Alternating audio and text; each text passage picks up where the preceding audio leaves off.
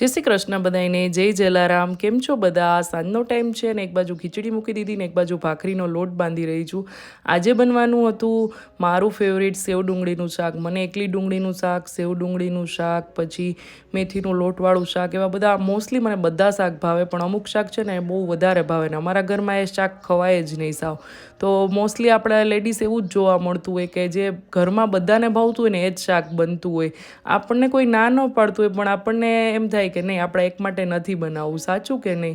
તો જો અહીંયા તેલમાં રાઈ ને હિંગનો વઘાર કરી દીધો છે, 2 નંગ જેટલી ડુંગળી એડ કરી દીધી છે, હળદર મીઠું ને ધાણા જીરું એડ કરી દીધા, પછી એને 1 મિનિટ સુધી ઢાંકીને રહેવા દીધું.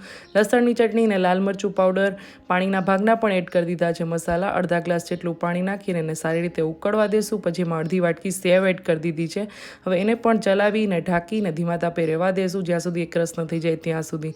તો ક્યારેક ક્યારેક આપણે પણ આપણા માટે અલગ શાક, અલગ જે આપણને ભાવતું હોય ને બનાવી લેવું જોઈએ, સાચું કે નહીં? આવજો.